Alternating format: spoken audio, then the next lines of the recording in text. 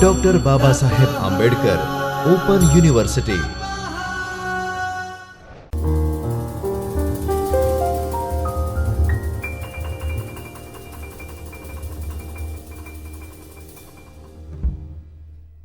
Namaskar, myself Professor Vishal Parmar. I have been serving as an assistant professor in Srimati TSR Commerce College in English subject since 2015. I am heartily thankful to Dr. Babasaheb Ambedkar for providing me a chance to deliver a lecture here. Today we have another new topic, that is book review. It is taken from unit number 12, second year BCom, Commercial Communication 2. We have certain objectives of the study. The lecture aims to comprehend what is the book review. We will also have a discussion on the importance of book review and its history. We will also focus on two approaches for reviewing any book. We will analyze various steps or processes of reviewing a book and how it can be helpful for a beginner to review any book. So here we will analyze certain steps which are required for making any review of the book. Now introduction. A book review is a comprehensive analysis, interpretation and description of a book. It goes beyond simply summarizing the content and dwells into the book style, significance, strength and weaknesses. Whether written by a reader or a professional critic, a book review aims to provide a critical evaluation that helps potential readers make informed decisions. A well-written book review typically begins with a summary of the central ideas presented in the book. This allows readers to grasp the main themes and arguments without revealing too many spoilers. The review then discusses the author's writing style, tone, assessing how effectively we convey their message and engage the reader. An essential aspects of a book review is its objectives, assessment of its strengths and weaknesses or merits and demerits. It means that the book review should not be subjective or contain personal opinions based on these prejudices, on any prejudices. This evaluation should be fair, balanced, providing the book's positive and negative aspects. A reviewer should support their judgments with evidence from the text, such as examples of well-developed characters, compelling plot lines, or weak pacing. Any argument, whether in favor or against the book, showing any merits or demerits, should be supported by various valid examples. Furthermore, a book review often concludes with a recommendation for potential readers. Based on the reviewer's analysis and understanding of the book, we can suggest whether it is worth reading and who might enjoy it. This recommendation serves as a guide for the readers seeking new books and helps them building their own opinions. Book reviews are commonly published in various mediums such as newspapers, magazines, and online platforms. We are crucial in introducing readers to new books, generating interest and facilitating discussions among literary enthusiasts.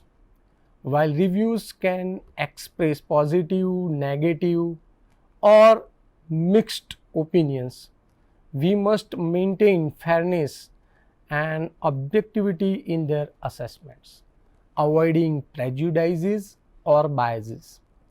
A book review involves analyzing and interpreting a book without being partial and critically evaluating its content, style, and significance. By providing a summary of central ideas, discussing the author's style, and assessing strengths and weaknesses, a review helps readers build opinions and make informed choices.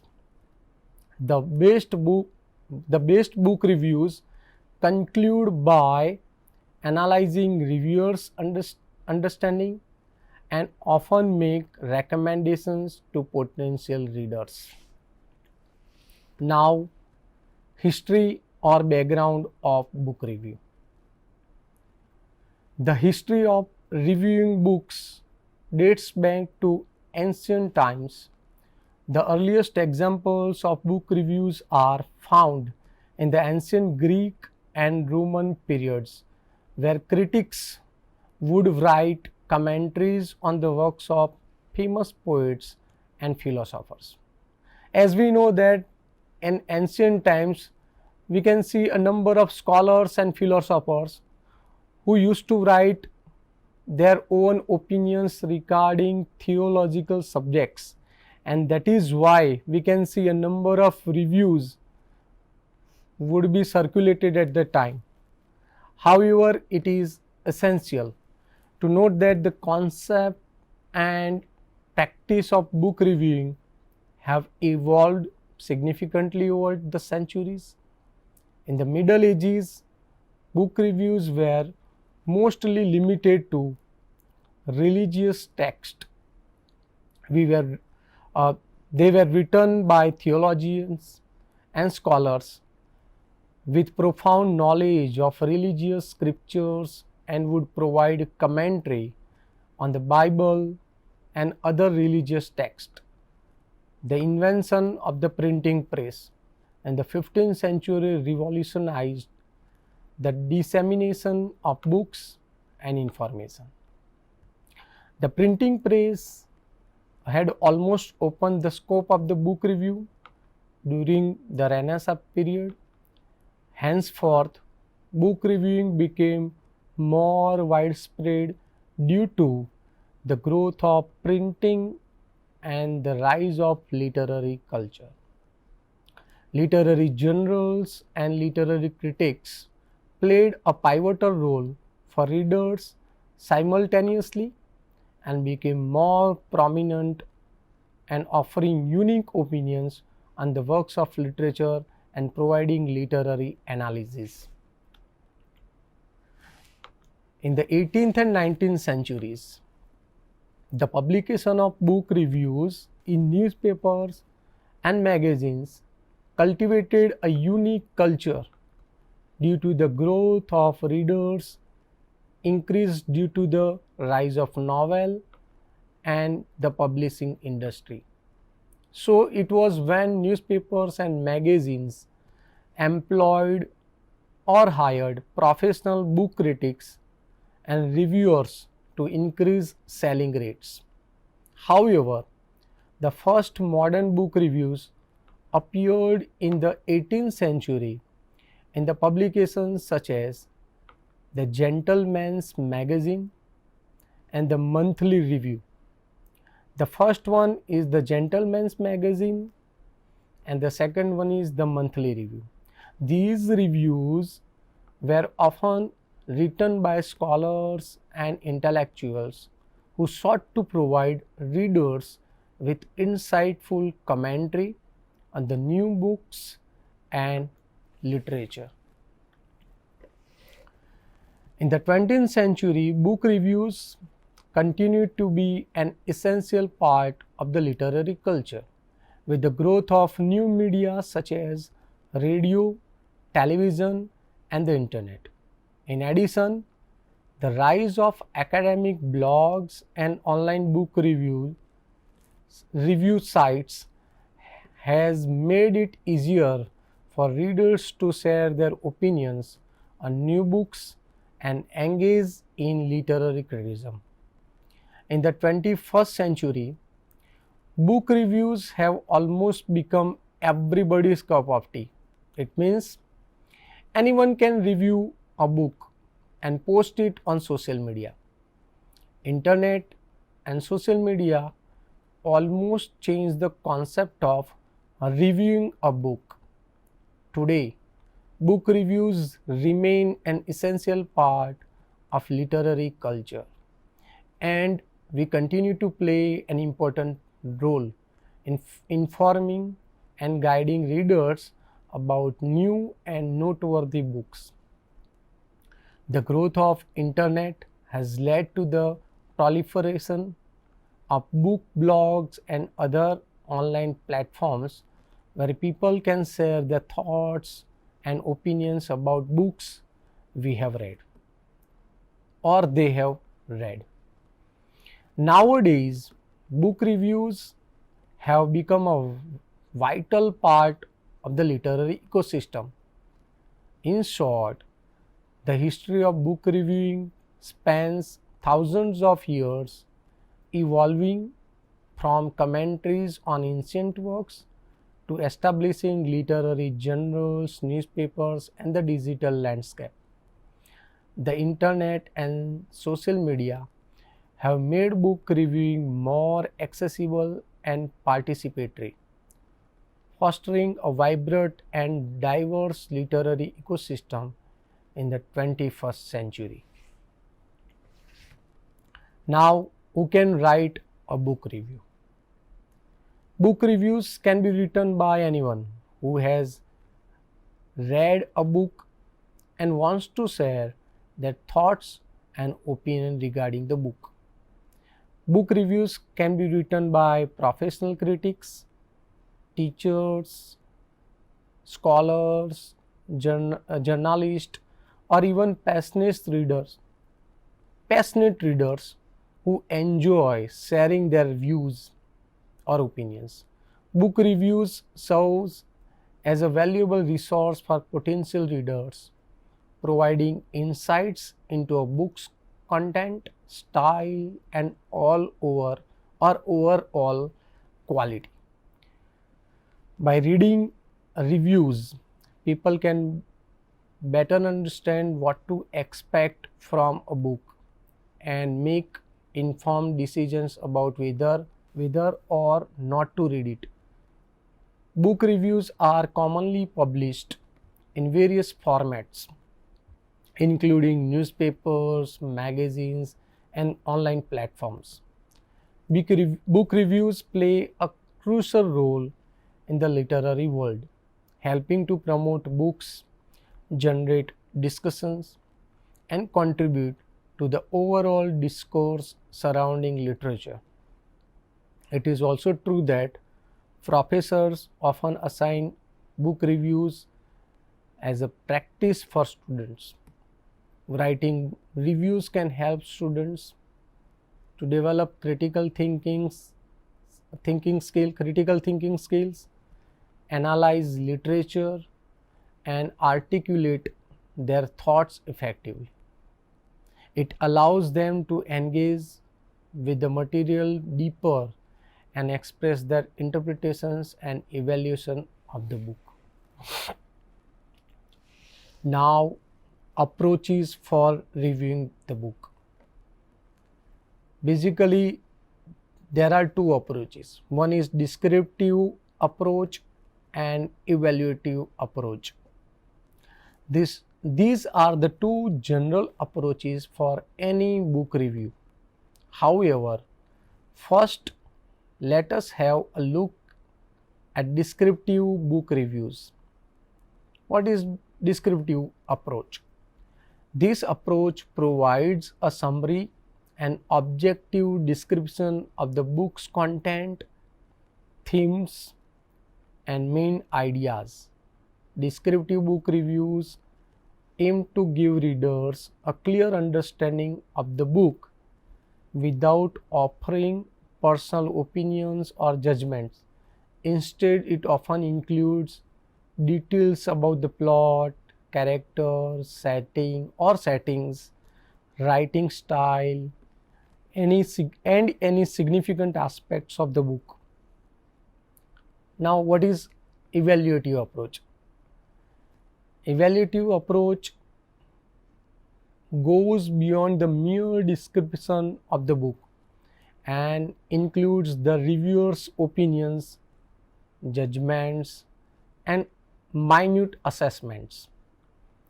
Evaluating book reviews analyze and critique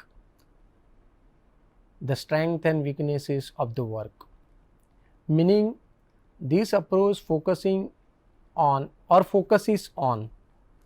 not only the description but also the strengths and weaknesses of any piece of art. We may discuss the author's writing style, character development, plot structure, themes, and overall impact. Evaluative reviews can be subjective, reflecting the reviewer's taste, preferences, and biases. However, we should also provide supporting evidences and reasoning for the same. It is worth noting that the different types of book reviews, such as summary reviews, opinion reviews, comparative reviews, academic reviews, consumer reviews, professional reviews, can employ either the descriptive or evaluative approach, or a combination of the both, depending on the purpose of the context of the review. Now, certain steps or processes for reviewing any book.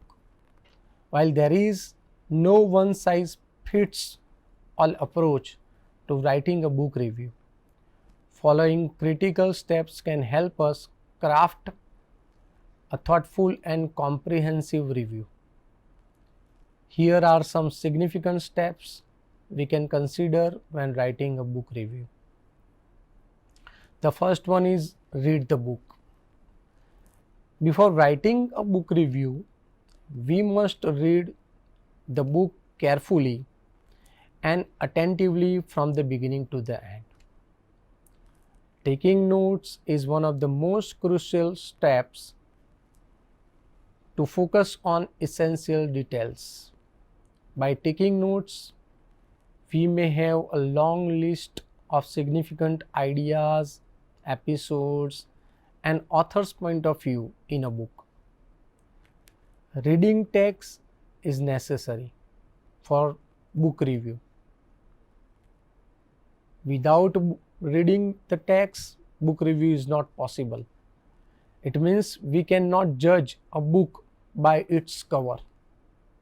Instead, we must have personal taste, liking, dislikes, which may lead us to book reviews.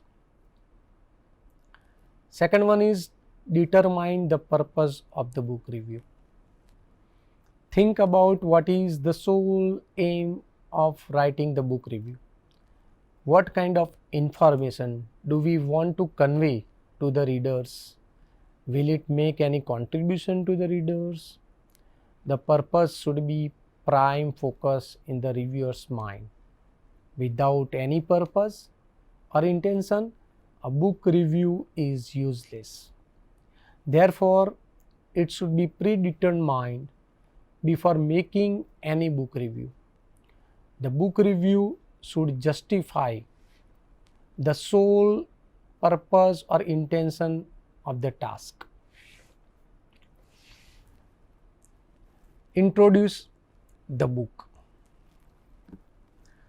Start the review with an introduction that provides some background information about the book and the author. The introduction of a book offers an outline of the book. It includes basic information about the book, such as the title, the author's biographical sketch, and the publication date. The introduction also summarizes the book's theme, plot, or central idea. We can also discuss which motivational force enabled the author to pen such a beautiful piece of art. Then evaluate the book. Evaluation of the book is entirely based on our analysis and the criteria we think are essential for that particular type of book. For example, consider the writing style, plot, character development, pacing, and other elements relevant to the reader. Then support evaluation. In order to justify our work, the reviewer has to use specific demonstrations from the book to support our evaluation. For example, the theme is not justified at the end of the book.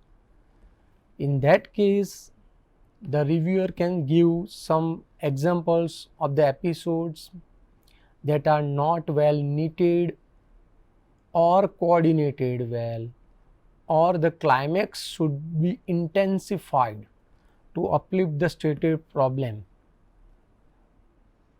Secondly, if the reviewer feels that the growth and development of the protagonist character could be more substantial, give examples of the scenes or actions that fail to boost the potentialities of the characters. Then provide a conclusion. The conclusion of a book review provides a final overview and judgment of any particular selected book. In addition, the conclusion includes a summary of our evaluation of the specific book. The conclusion summarizes the overall impact of the book. It also contains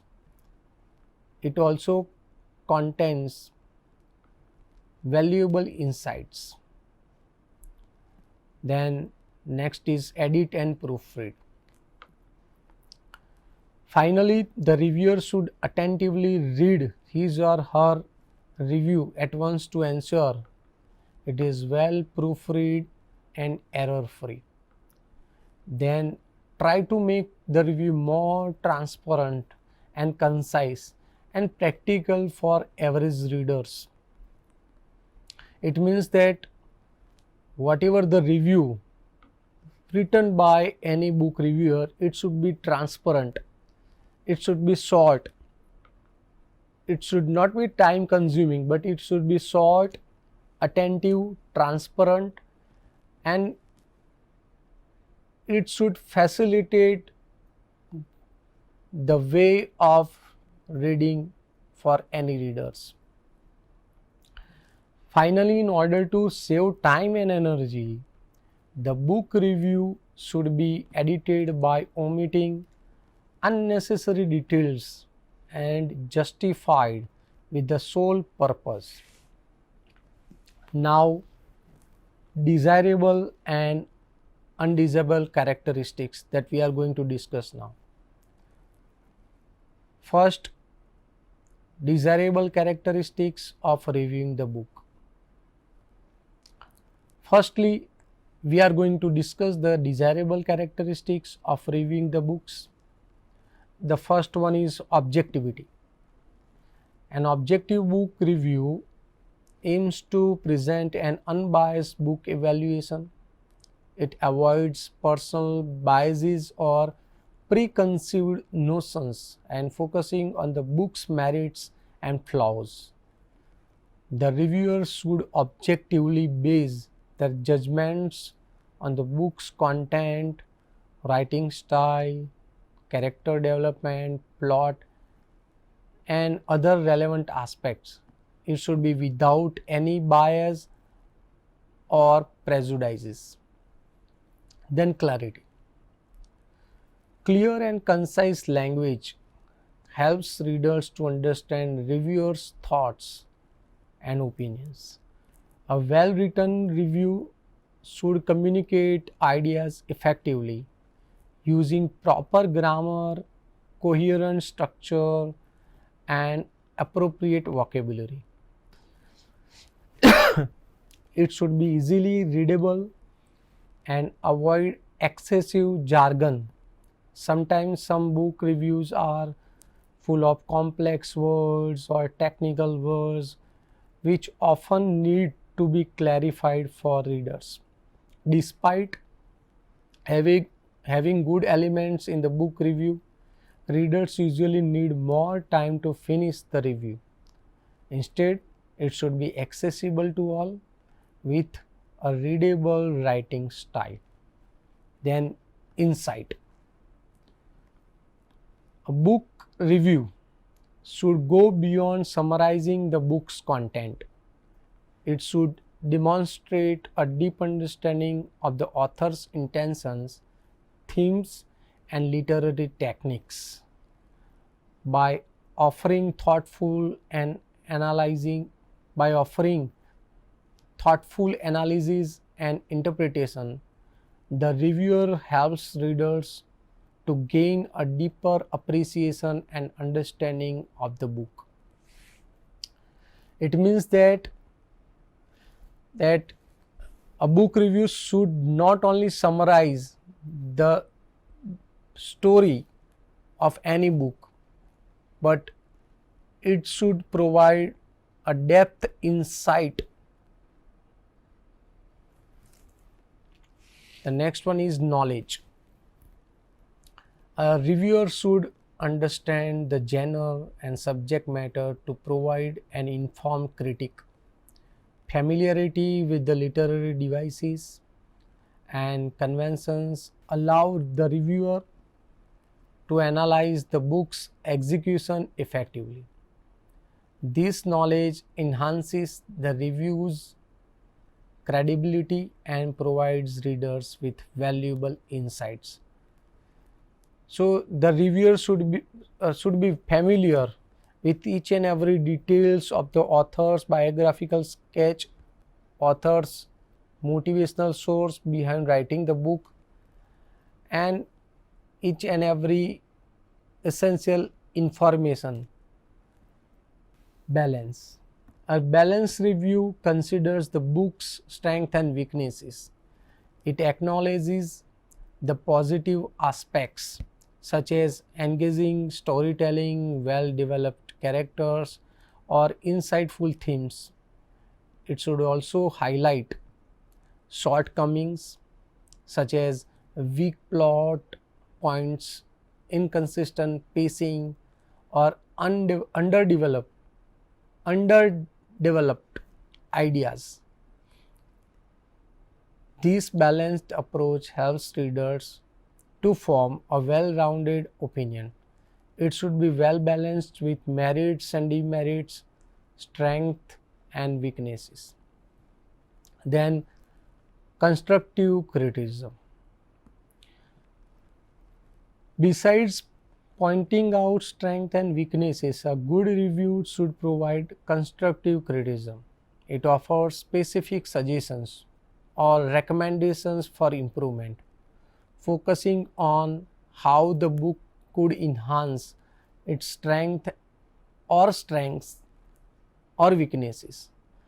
When identifying weaknesses in a book, offer suggestions or recommendations on how the author could improve those areas. Constructive criticism is not meant to tear down the work, but to encourage growth and development, provide actionable advice or alternative approaches the author could consider in the future works. Thus, by incorporating these elements into a book review, a reviewer can provide a fair, insightful, and helpful evaluation that benefits both the author and readers. Now, undesirable characteristics of reviewing the books. Biased reviews can hinder the objectivity and fairness of evaluating a book. Reviewers must set aside personal beliefs and prejudices and objectively focus on the book's merits and flaws. By doing so, reviewers can ensure that their evaluations are based on the book's content rather than personal biases. Now, the first one is spoilers. Spoilers in reviews can be harmful to the reading experience of the others. Revealing key plot points or twist takes away the element of surprise and discovery for potential readers. A good review should provide enough information to displeasure readers' interest without giving away crucial details that would spoil the book's enjoyment. It means that some of the reviews that generally open up all the climax or anti-climax of the book. The main interest is open up or it is executed, then the reader will not find any kind of enjoyment or entertainment in reading any book. Unfortunately, some reviewers intentionally include major plot spoilers in their reviews without providing an adequate warning. This can spoil the reading experience for potential readers who prefer to independently discover the story's twists and turns. It means that a number of readers, they try to find out turn and twist and some kind of surprising elements at the end of the story or at the end of any book, but somehow reviewers spoil such entertainment or enjoyment of the readers. Now, insensitivity. Insensitive reviews may be dismissive or derogatory, and they can harm the author and potential readers by perpetuating stereotypes, biases, or misinformation. Reviewers must approach their task with empathy, respect, and an open mind. Reviewers should approach sensitive subject matter and themes with tact and sensitivity. It is crucial to avoid offensive language or insensitive comments that could hurt or dismiss the experiences of others. Constructive criticism is one option that can be offered without resulting to blunt or abusive language. A balanced tone can strengthen the reviewer's points while maintaining respect for the author and their work or works. Then vagueness. What is vagueness? Vagueness in reviews deprives readers of meaningful insights.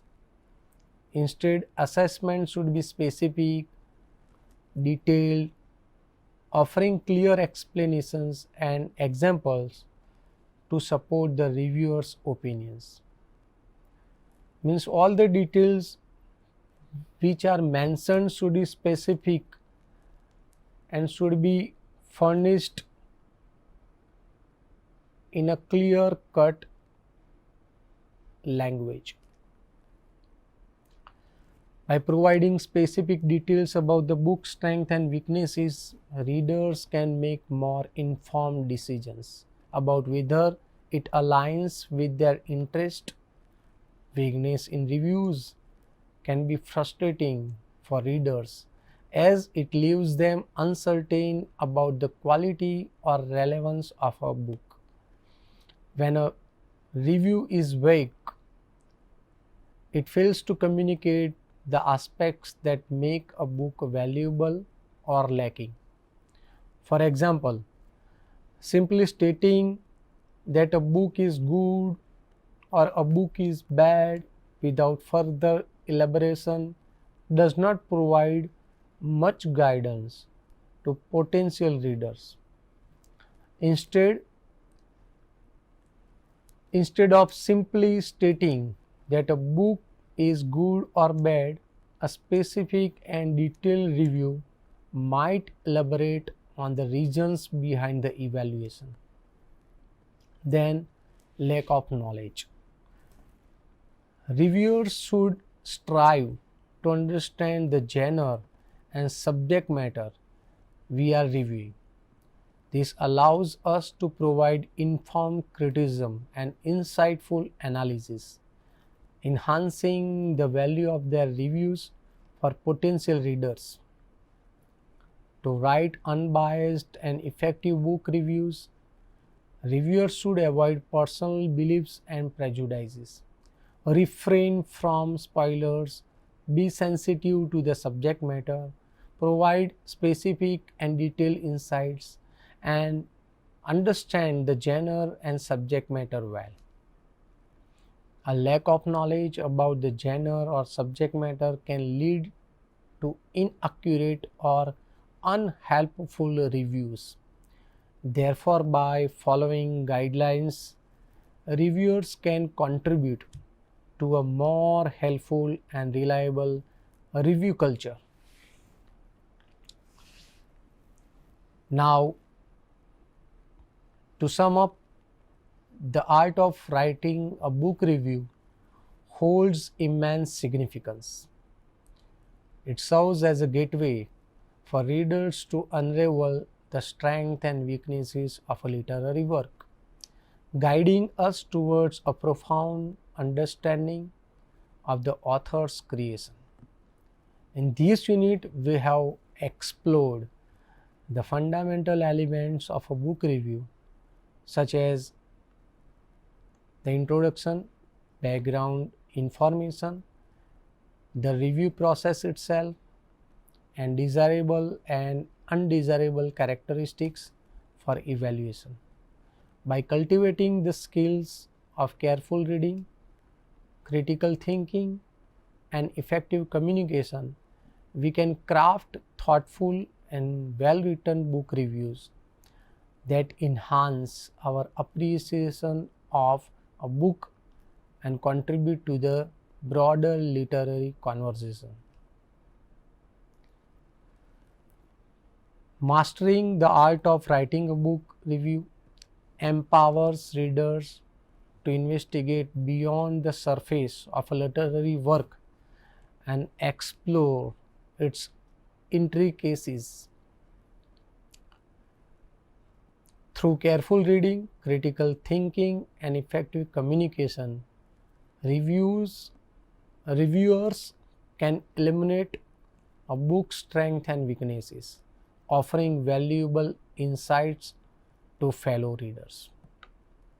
Now, I end my lecture here. Thank you. Jai Hind, Jai Bharat. Dr. Babasaheb Ambedkar, Open University.